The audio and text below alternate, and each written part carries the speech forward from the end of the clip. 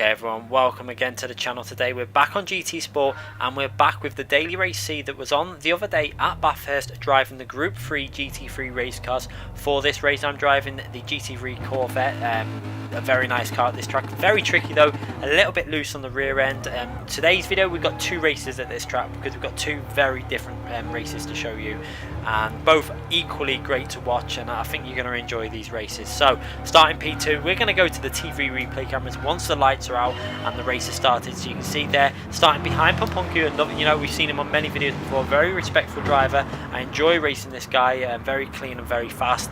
You can see there straight away going through turn one, trying to get a nice clean exit and get straight in his slipstream. At this point straight away I was in fuel mixture 2, trying to do a bit of fuel saving because I've got his slipstream. The Corvette is very fast, so I knew that I'd be able to cover off the car behind using the fuel mixture 2. You can see I've got the Lexus behind me in P3, also a very fast car, but not quite as fast as the Corvette is down the straights. As you can see there, going through turn one, top three, it's already built up a little bit of a gap to the rest of the group, and just look at that racing behind, all getting through that corner very clean, and it looks fairly respectful going through their first two corners.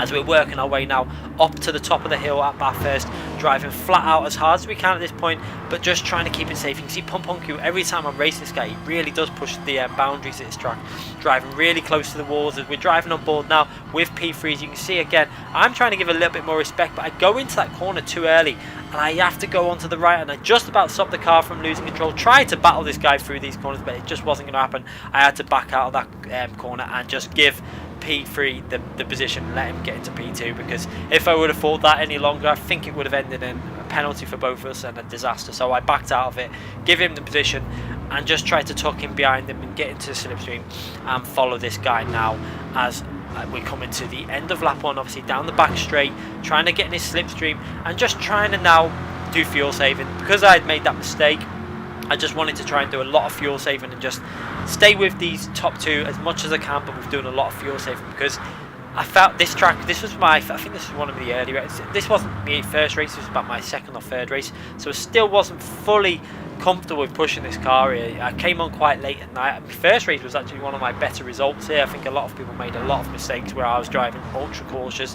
This race was kind of an in-between pushing and being cautious, but I found that using 2 mixture for this car really did stabilise it on putting the power down. You can see there I'm on 2 mixture already through the corners, been using a lot of 2 mixture through that opening lap, and now going through turn 1, trying to get a nice clean exit, using 2 mixture on the actual entry into the corner, but then as soon as we get to the power zone, putting that 1 mixture on, but obviously keep short shifting this Corvette. It's so good at accelerating when short shifting. You don't really lose any time at all, so short shifting the Corvette all the way up the straight, so we're saving loads of fuel and trying to stay with me. See, I'm not losing too much time at this point, just a second behind P2, and Pomponku there under a lot of pressure from P2 at the moment, as again I'm in that fuel mixture 2, trying to save as much fuel as I can, just trying to make sure that if I didn't feel like they would be saving as much, because you could tell by the body movement of the car, it was very aggressive. Look at the sparks flying off of Pomponku's car there, going into that corner. He's really pushing the limits on the track and really trying to drive aggressively, as also P2, sparks flying off as they're pushing really hard. I actually skimmed the wall there, also pushing a little bit too hard, but again going through this corner, being ultra cautious that time and moving that brake bias to -5 for this downhill section. I did start by the end of the races I was doing leaving it on -3, but just to be ultra cautious, it just created a more stable car, but it was actually giving me a lot of understeer, especially going into this final corner. It was causing me issues, so that's why I changed it in the later races to -3, just to help me out in terms of rotating the car on that final corner. And also it was a bit too safe going to -5, but just while I was trying to keep it stable and keep on the track, -5 was actually an okay setting. As you can see, I've got a 1.3 second gap to Oscar Alkins in P4, so that's a comfortable lead. It's pretty much the same gap between myself. As look at their battle through P1 and 2 there, going through that camera angle, looks great, really close racing. Like I was saying, yeah, the gap between myself and P3 and P4 behind me is pretty much equal, pretty much in between these two cars, and I felt pretty much comfortable at staying ahead of the guy in P4. Racing a couple of races before this, and I knew I had the speed if I really needed to push to pull away from that driver there, as he's also in the Corvette, and a few Mustangs in this race also. We're obviously with the straight line speed advantage that Mustang has, although I tested and just found it a little bit too tricky on the midsection. Just felt a little bit too loose there. This track is a real hard track because you can go for a car that's really good at handling through the middle section, but then it's going to lose out on the two straight. So the Corvette is quite good in between. It's just a bit of a tricky car to push. You've got to really be patient on the throttle and just respect its power, because if you don't have to respect, this car will bite and spin you out, as you can see there. Still in P3 and maintaining pretty much the same gap as the end of lap 1. It's not really changed. I'm just trying to keep it smooth going through these corners, not being too overly aggressive on that power. You know, if it will, you know, bite you really hard, this Corvette, if you, especially at Bathurst. You know, the walls are so close, it doesn't give you much room for making an error. So just try to keep it cautious, using that mixture 2 as much as possible. Going through this sector, you can see again the leaders, sparks flying off their cars. They're really pushing. And just look at the visuals of this game. Look at the camera angle. It just looks so good watching this game played at Bathurst in this time, you know, where it's the sun setting, and it looks utterly amazing. It really does. You know, I don't think there's many games that look as visually as good as this game in terms of racing games out there. So we're going through to that corner now that I always struggle on, trying to get a clean exit and getting on the power reasonably well that time. And again, you can see there P4 is still a little way behind me, not really gaining in on me, and I'm managing to hold that gap while doing the fuel saving down the straight now. You can actually see now there P1 and P2 looks like they've pulled maybe half a second ahead of me. You can see it visually there. P2 is putting a lot of pressure on P1. Monkey there, he's getting pressured quite a bit by that Lexus. You know, Lexus is also a very good car here, but also fairly tricky as well. You know, if you put that power down, it does have a tendency to lose grip when putting the power down through corners. Very similar to the Corvette, so a very tricky car to drive again, but also very fast at this track, and also has reasonable fuel saving abilities. I think the Corvette's probably the better car in terms of fuel saving, because you can short shift and maintain your speed so easily with this car. You know, especially going up the straights on the, you know, the uphill sections where you need the torque. The torque is pretty low down. You can change gear midway with this car and you won't really lose anything to if you rev it to 2/3. Revving it full out with this car is pointless. All you're doing is burning fuel. You know, there's no real acceleration gains. I've tested it in terms of qualifying. The only real point where it kind of does is in 5th gear at the end of that straight. If you're in qualifying, you kind of gain a bit by just keeping it 5th. As you can see there, P2 has lost control of his car into the wall. Let's have a little look at what happened, and this is the issue. He's put the power down too hard there, and again the rear has just stepped out. It's the torque, the power of the car just goes on you through that corner in these cars. You know, they're very tricky cars to drive, these, you know, more powerful cars, and it's caught him out there and he's lost quite a few positions. So now I'm in P2, about 2.8 seconds behind the leader. And now I just need to keep it consistent. I've done a lot of fuel saving, so I'm in a fairly good position at this point. I've not really been pushing too hard. You can see there again, using that fuel mixture 2, I found it so stable using that fuel mixture 2 through this section. And also another thing I found by using it, it gave me quite a good front end, because you haven't got as much power going through the rear wheels, so you find the front end has a little bit more grip. It's probably not the fastest way to do it, but it just felt comfortable, smooth, and I wasn't really making too many errors. So you can see there the downhill section, which is really tricky in this Corvette. It really does, you know, it will bite hard if you make the slightest of errors, you know, getting on the power too early, like we saw with P2 when he made that error going for that corner. He tried to go through the corner, put the power down, the rear steps out, the torque kicks in, and he's just a passenger after then. And luckily for myself, it gives me that P2 back after I made that stupid error going through that sector. You know, if I wouldn't have made that error, I probably would have been pushing a little bit harder and tried to stay with the leader and just use his slipstream for the fuel saving. As you can see there, going into the corner again, going into that fuel mixture 2 just to try and save a little bit of fuel. This race was not a no stopper. I know in the past we have done it with the Corvette, but I think they've altered the fuel saving abilities of the cars now, so it really wasn't possible with the settings they had on for this race to do the race. We probably could have just about done it, but I think that the overall speed would have been a little bit off, and also the tyres would have started to be suffering on that lap 7 and 8 in the Corvette. It's a bit risky, as you can see there. 2.5 seconds, managed to gain a few tenths on the leader, just going from the end of the top of the straight down and then over the start line. So gained a little bit of time, and I've got reasonable fuel left at this stage. I can see that there's some people in the pits with 25% fuel. I've still already got 33-34%, and I've done quite a bit of this lap already, so got a lot of fuel over a lot of the other drivers.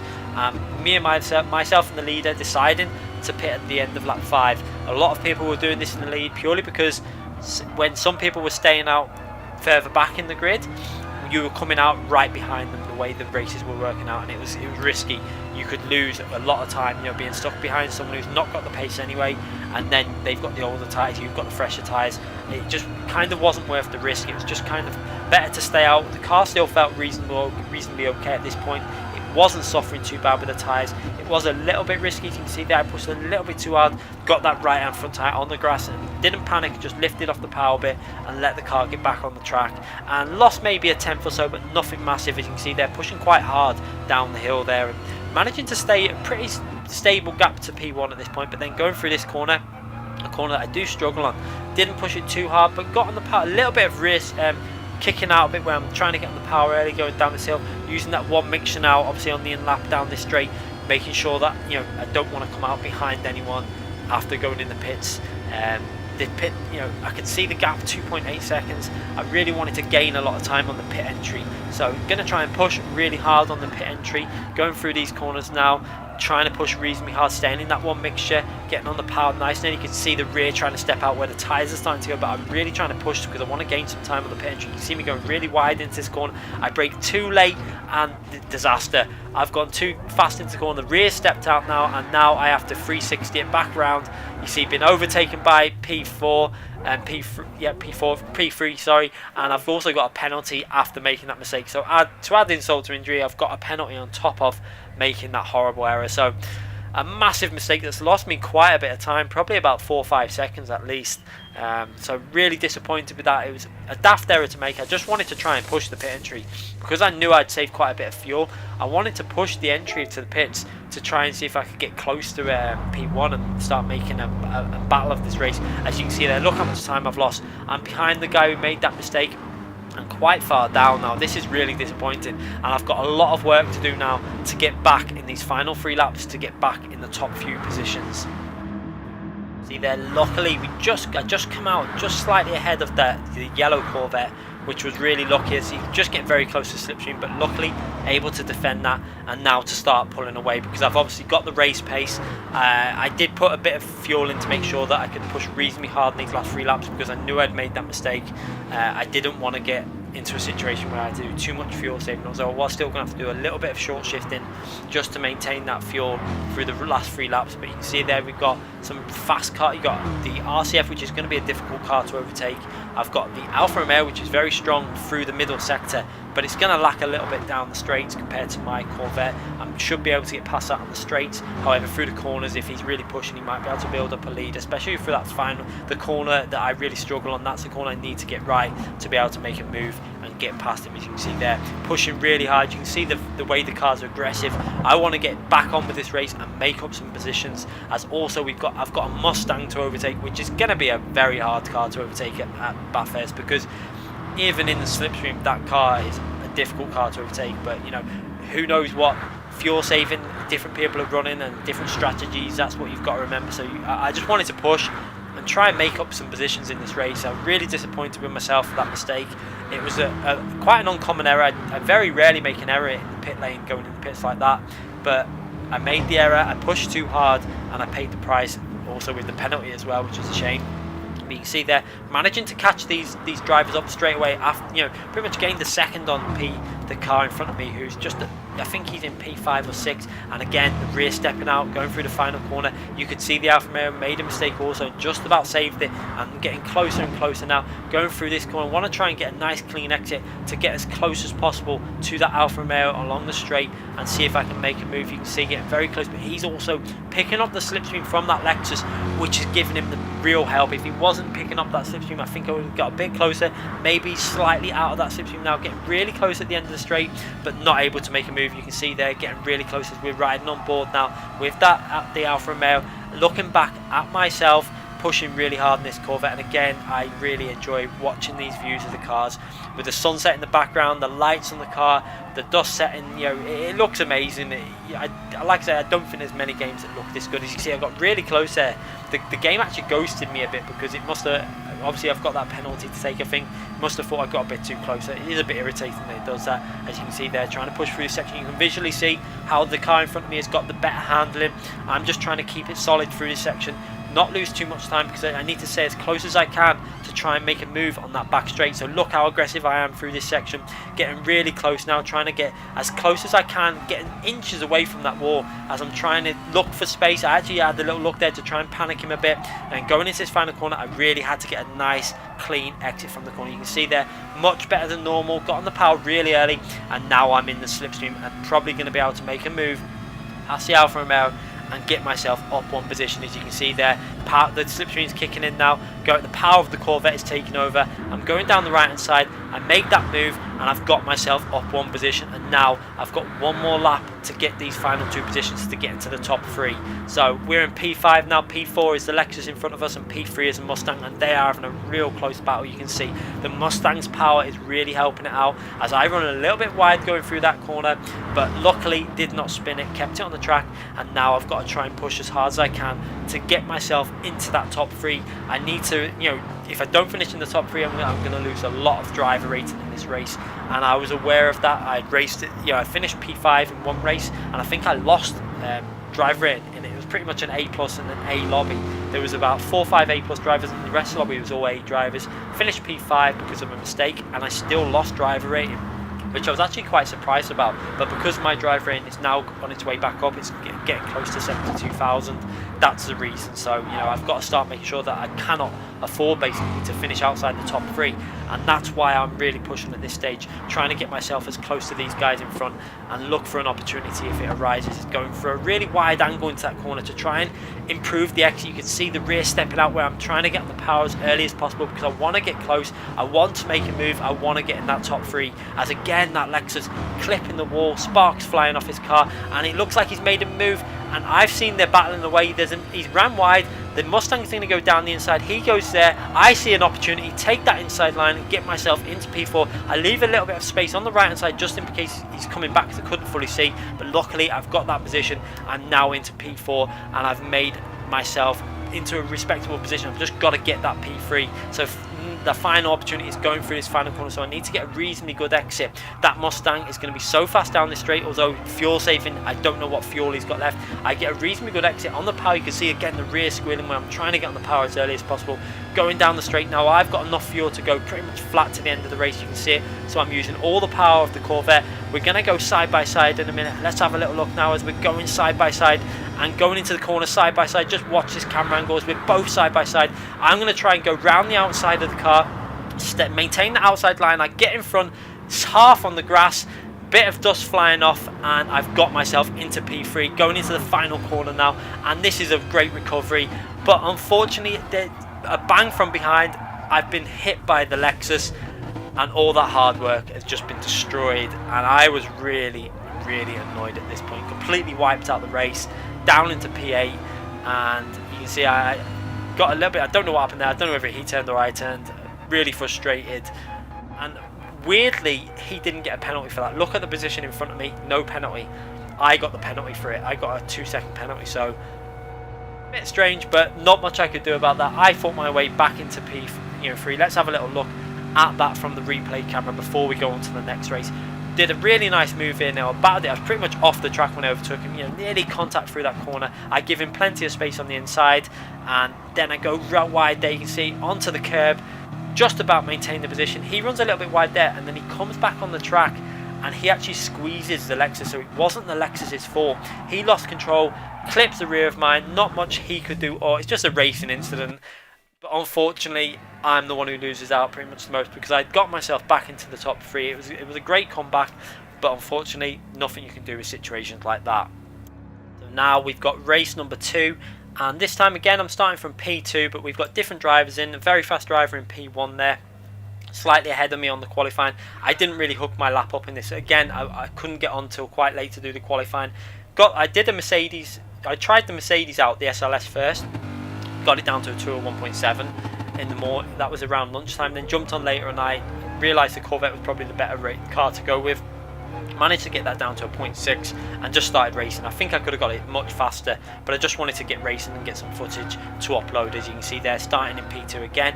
We're going to ride on board and see if we can follow Carrier WRX up the hill now. You're going to see straight away, I'm not going to risk making a move. What I'm going to use his slipstream use his slipstream all the way up the hill now, short shifting, and if I need to do some fuel saving, I'll do it as well straight away to try and save some fuel behind him. So you can see there, into fuel mixture 2. So there's no point me risking an overtake at this point, because I know that it would only end up in a side-by-side contact. So I'm just going to use his slipstream to try and get for my advantage and trying to get past him, maybe in the pits or somewhere else, because this is a hard track to overtake. Although you've got the long straights, if you're in equal cars and they're very fast cars, it's quite dangerous where you end up coming to the point where you can overtake. You know, like on the back straight, it's normally by the time you get into that corner, and you find a lot of people go defensive on the left hand side, and it can result in quite a a dangerous situation. So I'm just going to play it safe, putting that throttle into 2, the fuel mixture into 2. We've got the guy who started behind me in the previous race. He's also behind me, the driver that actually clipped me on that final corner, but it was not his fault. We've seen it on the replay. He made a little bit, he went over to the right hand side, got squeezed onto the grass as he braked, his rear stepped out, he clipped my rear, and we both suffered in the race. Unfortunately though, I got a penalty from it and he didn't, so quite strange. Even though it told me he got the penalty, as he went over the line, he didn't get a penalty. And that's what I'm saying about be careful of the penalties in this game, because they tell you one thing, but it's not always the case. I've spotted it at quite a few races now where drivers have said they've had no penalties, but I've seen the penalty pop up for their name. So there's still an issue with the game where it's given out, it's saying they've been given a penalty, but they're not. As you can see, getting very close down the straight, but using the fuel mixture, you can see I decided to just use that fuel mixture free, save some fuel behind him. I'm in his slipstream, so I can cover off the guy behind me because I've got the slipstream, and then use that one mixture to pull a bit of a lead again and get back close to him for the next straight. So it was all just trying to do some fuel saving. I was just trying to work out a strategy in my head that if I could stay within a second of him but save a little bit more fuel, I might be able to jump him in the pits. As you can see there, again, look at that view going through turn 1, looks absolutely amazing. They really did pick a nice time of day to do this race in the Group 3 cars. It looked stunning, and like I say, there's no other game that comes close in terms of visuals. Working our way now up the hill, the Corvettes using their power, the RCF using its power as well. The Lexus is such a strong car down the straight, has a little look down that right side, but he's too far back, and I realised that and didn't really feel the need to go defensive as I work my way up the hill now. And again, the Lexus in P3 using them walls and squeezing it really close to the wall, pushing the limits, and driving like that at Bathurst is so dangerous. It can be faster, but it can punish you if you really start pushing the limits, and that's why I try and go for the consistent approach, try and keep it smooth, and just try and get myself a reasonable result. It's not always about winning, it's about keeping the car on the track also, and at tracks like this, it really does pay. So as you can see, again, the leader and the other guy using that wall. What I found out they do is they go onto the curb and just kind of a little bit of wall riding and take the corner that way. And if there was realistic damage on this game, you wouldn't be able to do that because your car would be getting battered. So I'm kind of driving it how I would drive it on other games like iRacing, and that's probably why I do it. I tend to try and avoid the walls as much as possible. As you can see, they're getting on the power nice and early. Got a reasonable exit, but he's really close to my slipstream now in P3. I'm not close enough really to the car in front of me to pick up a massive slipstream, so I'm going to have to go defensive. You can see straight away going to that left hand side, saying you can have the right hand side, but I'll stick to the left because I'll fight you on the inside for the next corner. It's always best to get yourself the position for the following corner. So there, I've got the inside now for this corner. He's not really going to be able to make a move. He's backed out of it, and he's also, I think he's decided to do some fuel saving there rather than risk making a move. And sensible driving by him, as again, going into turn 1 very close. He has a little look on the inside, but again, he's not really in the position to make a move. I braked fairly late, got on the power on the exit, reasonably clear, and again he got on the power so close to losing the rear end of that Lexus. That car again will bite you if you push ever so slightly too hard. And now again through turn 1, trying to get a nice solid exit from the corner and working our way up the hill. Luckily I got a reasonably good exit from that corner, and now using that one mixture because he's very close behind me. You can see on the onboard he's really close, getting closer and closer in that slipstream, but again he's not really going to be in a position to make a move. He has a little look on the inside, but realistically you can see that he's not going to be able to make a move there, so he backs out of that. And sensible driving again from P3, seems respectful. Unfortunately in the previous race I at the end of the lobby thought he had took me out, but he hadn't. I have to apologise for him. I didn't realise that he'd lost control of the car, and that's why I got took out. So there was no harm. He had nothing to do with that. It was just a racing incident, and this race has shown he was being respectful, and he knew he was driving very fair. As you can see again, just trying to stay with this guy in front of the leader, managing to stay under a second to P1, not really losing too much time, pushed a little bit too hard there, lost about 2-3 attempts going through that corner where I got on the grass again. Such a tricky corner when you really want to push. So this, I've got to really push now down this section, and you can see I've managed to gain 2 attempts straight away because I really pushed because of losing that, but so close to losing that slipstream. You can see it's going from 9 tenths to a second, and again that final corner is where I'm losing a bit of speed, but this time I managed to get on the power really early and bring it back down to 9 tenths. So I'm slightly in the slipstream. I've got Pete, the driver behind me, also in my slipstream. He's getting really close as I'm really trying to push hard and make sure that he can't make a move into this corner again.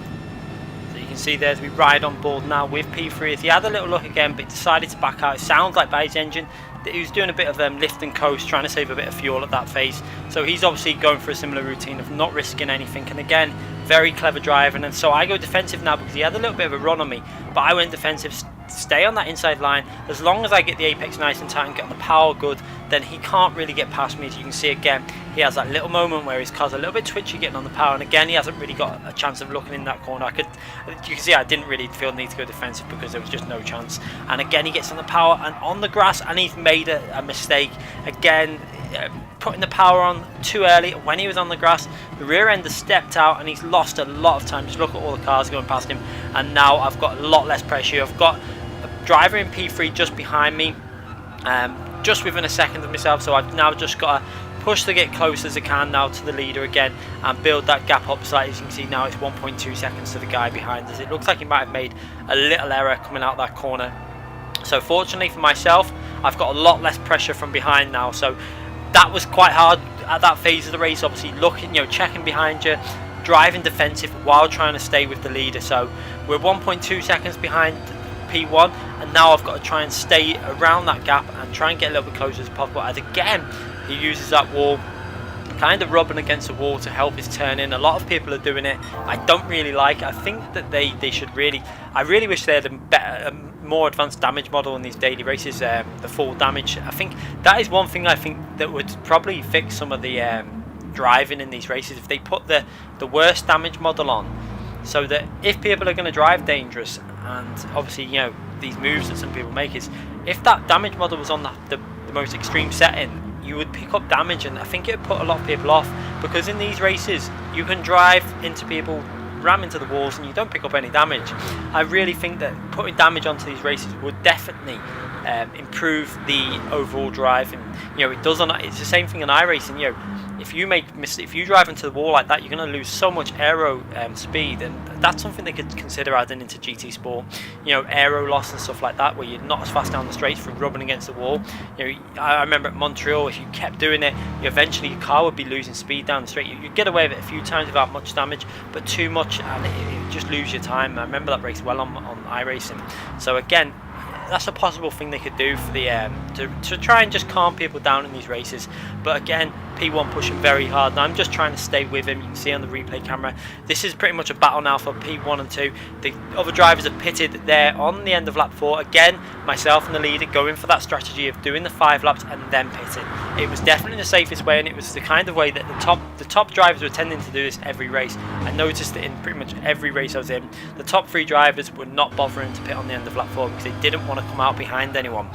Getting caught behind someone who's on older tyres, going through this section of the track when you've got fresh tyres on, is pretty much a nightmare, and you don't want it to happen. As you can see again, I've got reasonable fuel, been pushing a little bit harder this time compared to the first race where we were doing a lot of fuel saving, but I've still managed to get reasonable fuel. I've got 25% still. A lot of people were pitting with only 22-23%, so the fuel is really good at this stage. As again, the gap staying around 1.3, 1.4 seconds.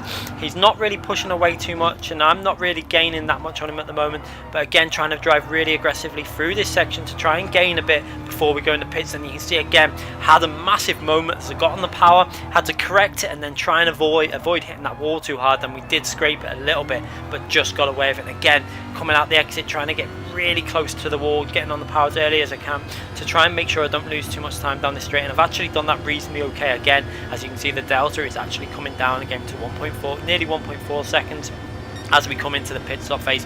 And this time I need to make sure that I do not mess that pit entry up. After the last race, I'm really disappointed with myself for that. I made sure this time now I'm not going to take any risks. I want to drive reasonably aggressive in the pit stop because there is time to be made up when you get this pit entry sorted. You just got to be careful on your initial braking. You see there, I braked much earlier this time, attack the curb there, and look how much time I gained, about 4 attempts on that pit entry. So it's really important, and I've managed to save 4% more fuel than them. So this is going to be an extremely close pit exit when we come out the pits, how close I'll be to P1.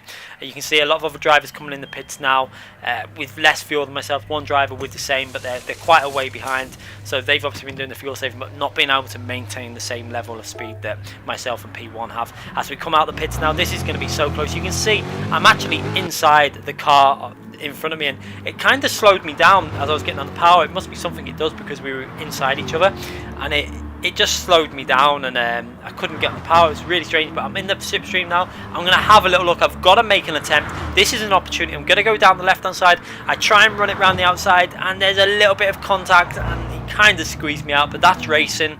It's all fair, and I had to try it. Really thinking back on it, I wish I would have just backed out of it and just cut back underneath him and stayed in the slipstream. But just watch now as we work our way up the hill now. I go over to the left hand side because I'm going to try and carry it around the outside. I felt like I had the ability to do it. I go to turn, but he just kind of stays straight and just gives me a little nudge, and kind of that's racing pretty much, and that's what happens in real life. You know, a little bit of a touch there just to say you're not having that position, and no hard feelings in that. That's just racing. So I'm just going to get back on with it now and try and get back on his slipstream. So frustrating that the fuel saving I'd done, I was right in the slipstream. Maybe I should have just thought twice and not gone for that move, but it's really hard as a racer when you see an opportunity to make a move to tell yourself not to try and go for that move. When I was pretty much side by side going into the corner, is hard because you can make that move round on the outside if you can hold it, and it then gives you the inside line for the next corner, and that's what I was trying to do, but it failed. And unfortunately now I'm back to that 1 second 9 tenths behind him, and I've got to try and do all that work again and see if I can, you know, just somehow get back in that slipstream and make a move somewhere. But it's going to be really hard. We're very evenly matched. You can see the gap is at 1 second, so pretty much just outside the real strong area of the slipstream. So I've just got to try and push as hard as I physically can and get as close as I can. We're both driving very well at this point, you know, not making many errors. Just frustrated again that I should have just stayed. If I could go back, I wish I would have just held back a bit, braked a little bit earlier, let him go deep into the corner, and then tried to go under him a bit, or, you know, just hang behind him in his slipstream all the way through the middle sector, and then try and make a move on the back straight. But you know, that's off after the event has happened. I could have made that move, and then I would have been saying what a great move.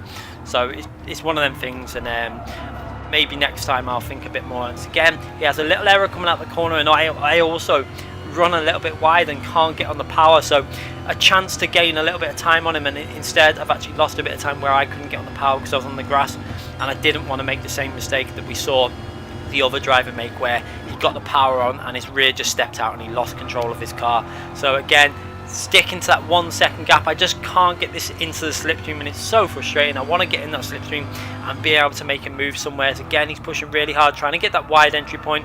I get the wide entry point without hitting the wall, much smoother through there, and actually gained about 2 tenths on P1 there. So very close to picking up a good slipstream here now. You see, working my way up the hill, it's pretty much even through this section. He's a little bit faster on this next corner where he tends to run the curb on the right hand side. You can see it again there, runs up on the curb. I don't like doing it. I prefer getting off that curb and then attacking it like on the track rather than using the wall a bit, and then going down the hill. You can see again, this is just great racing. Look how close it is. Dust and grass flying up where we're both pushing really hard over that little jump on the downhill section, then going into the final corner before the back straight, a corner that is vital to getting in the slipstream. And again, I lose a little bit of time on the exit of that corner.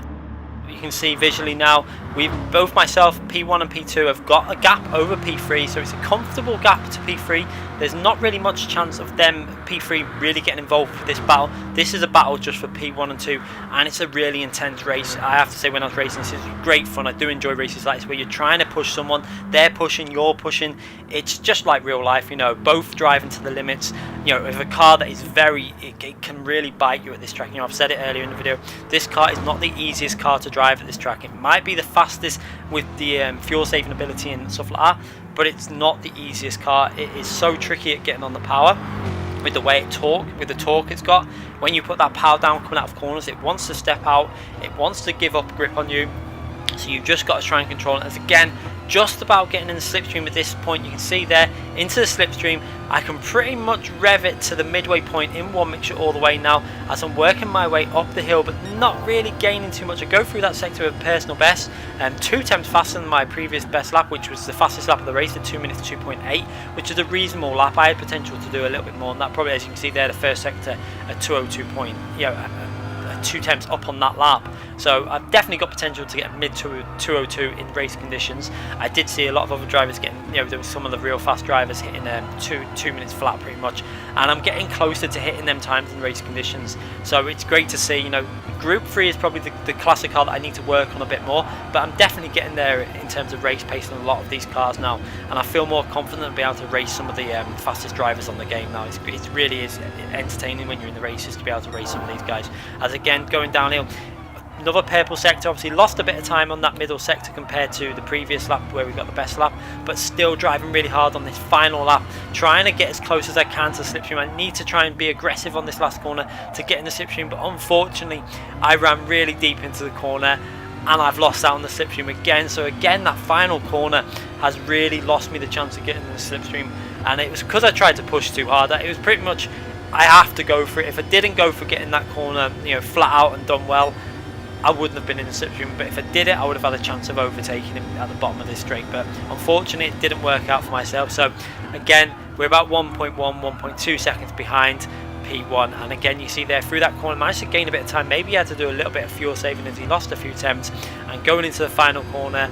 And that has been a great race, another thoroughly enjoyable race that I really did enjoy, and I hope you guys have enjoyed both these races. Really good battles, different types of races. This race was a little bit more intense for different reasons. The last race was just a lot of action, then the final corner unfortunately took me out. But so another 2 great races, a thoroughly enjoyable night at Bathurst. I did enjoy these Group 3 cars here.